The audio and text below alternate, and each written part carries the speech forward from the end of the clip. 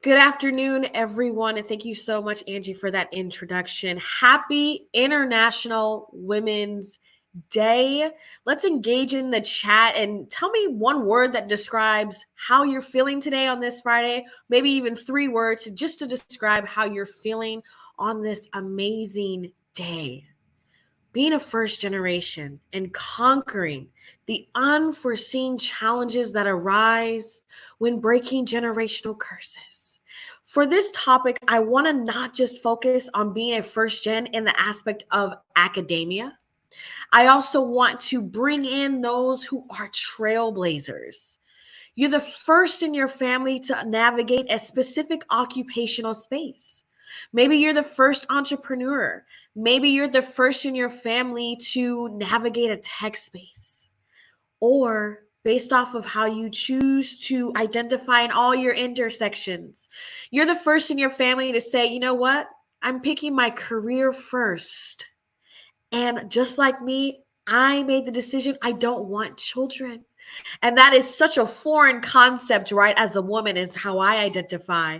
And especially in my community, to pick career, why would you want to do that? Why would you not want to have kids? It's just a personal choice. So, as I navigate through this presentation, I want you to also consider I'm talking about yourself as well, even though the focus will come from my lived experience, from the small perspective of being a first generation, a two-time first generation college graduate. Before I move forward, I want us to ensure, as a diversity, equity, inclusion specialist, that we create a psychologically safe space. I am here not to change how you were raised, not to change how you believe, or not to change your lived experience.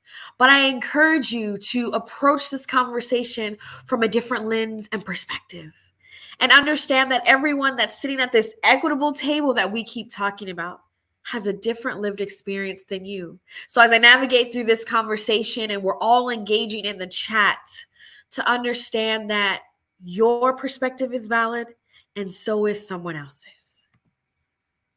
Here are three ways that I conquered and navigated my challenges.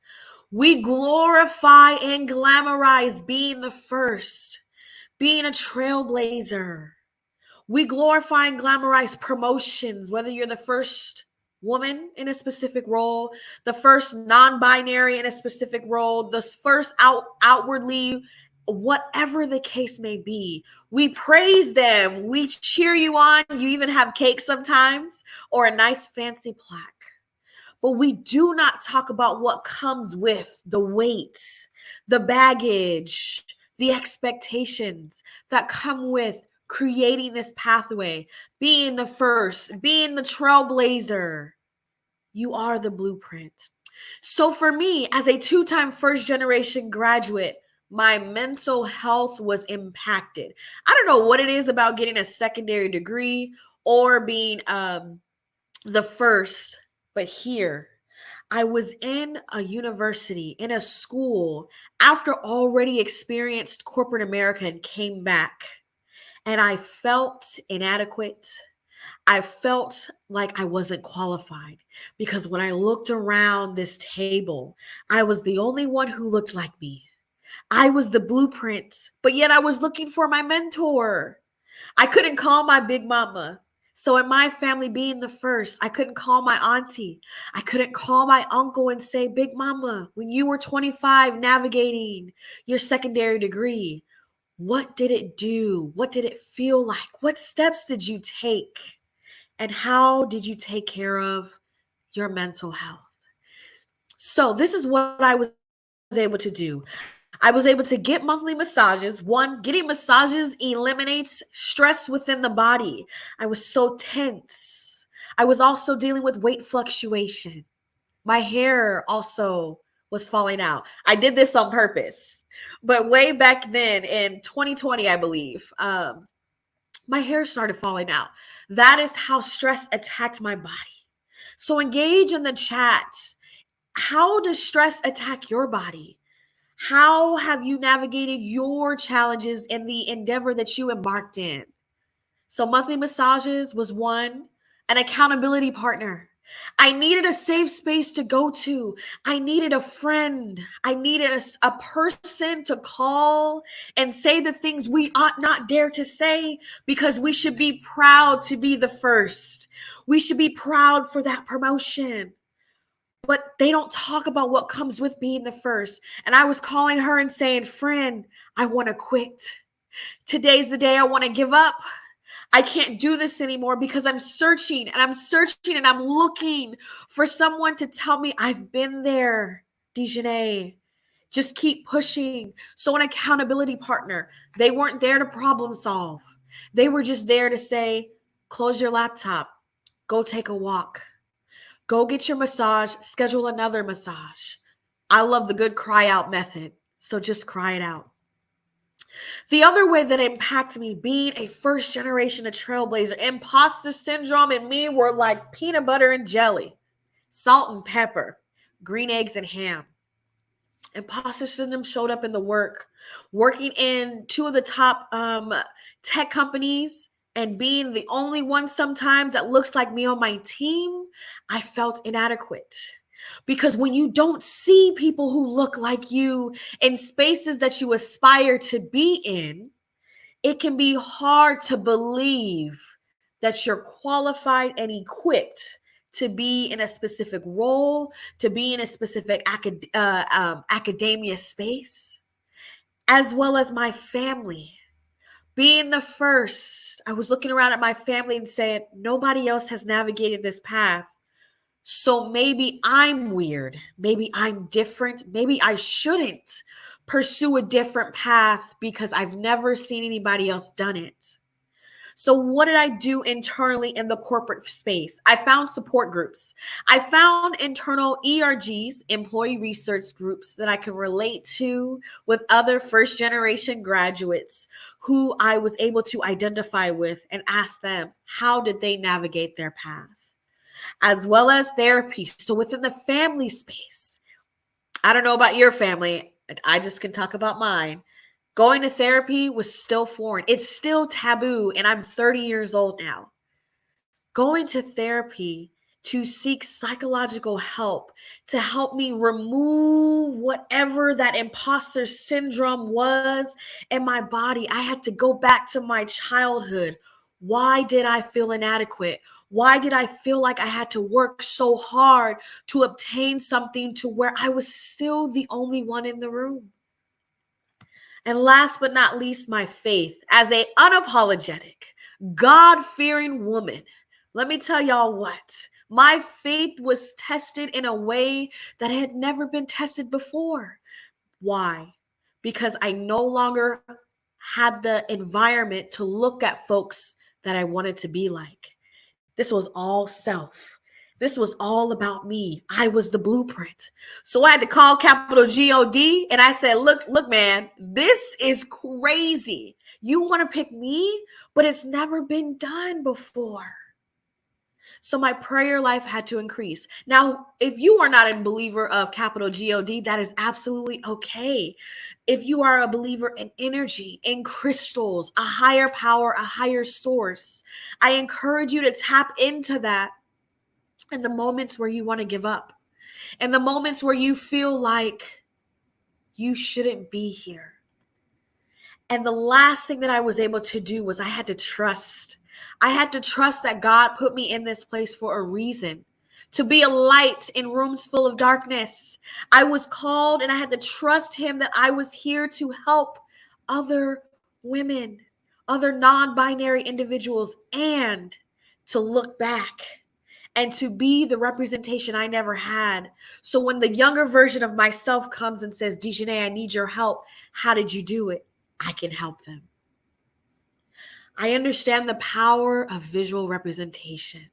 And seeing yourself in spaces that you've never been in is the motivator.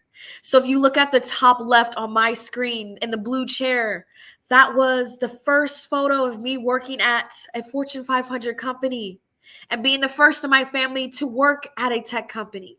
The photo right below it with me crying in my graduation cap, hugging my aunt, the first in my family to graduate with a bachelor's degree. The top center photo, I am chief of staff of RHJ consulting company. And I got this position at the age of 29, so I'm also navigating ageism. I am the youngest person in this role, leading a team of folks who are older than me, but the first in my family to hold such a C-suite level position. The middle bottom one is HBCU. I'm a proud HBCU graduate. Shout out to the HBCU graduates that are on the call. Drop what school you're representing. I am representing Houston-Tillotson University, based in Austin, Texas. It is the oldest institution of higher learning in Austin, Texas, and the only HBCU in Austin, Texas. Last but not least, the last picture on my right-hand side with President Collette. She was the first Black female president of the illustrious Houston-Tillotson University, and I took a picture along with her as I was the first in my family to obtain my master's degree. Now you can see that you've become the blueprint. Find people in your community, people not in your community, to be allies, to let you know I've done it too. I've been a trailblazer. I've been the blueprint. And in closing, key takeaways: be the representation. You are the mother you never had. You are the auntie, the brother, the sister, the niece, the nephew. You are the representation you never had. And then instead of thinking, why me? I encourage you to change that perspective and say, why not me? Thank you so much for the opportunity to share a little bit of my story, my testimony, my lived experience on breaking generational curses and navigating the challenges that occur when you are operating a new path and you've become the new stigma, the new representation of your unapologetic self. Lastly, please connect with me on LinkedIn. If you take your phone and scan the QR code, I would love to connect with everybody. Happy Women's History Month and happy International Women's Day.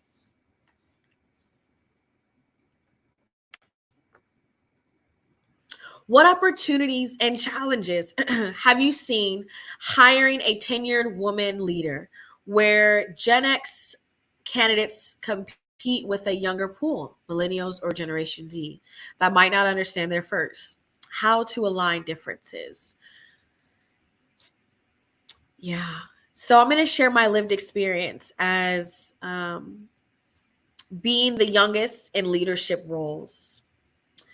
The opportunities that come with that, one is experience, right? And finding allies. An ally also doesn't mean someone that looks like you, but it also could mean someone within your community. So I encourage you, Anna, and please let me know if I'm answering this correctly. Find folks who are willing to drop your name in rooms in which you otherwise wouldn't have been in.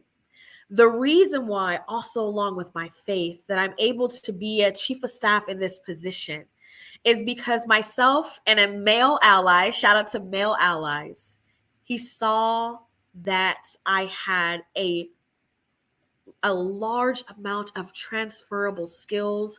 I was just missing key variables that I otherwise wouldn't have access to unless I was at the table. So those are the opportunities, the challenges, and I'm going to be so blunt and transparent.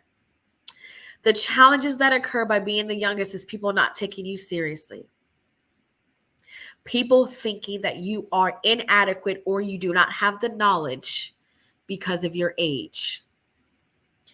Ageism is a spectrum. So whether you are on the I call them wisdom, folks of wisdom, or you are growing in your career, you may have different experiences. So for me, the challenges were I wasn't taken seriously. And I received questioning of my knowledge and expertise in a way that I haven't seen other individuals on my same team who align in the same age experience. Thank you so much for that talk. That was very inspiring.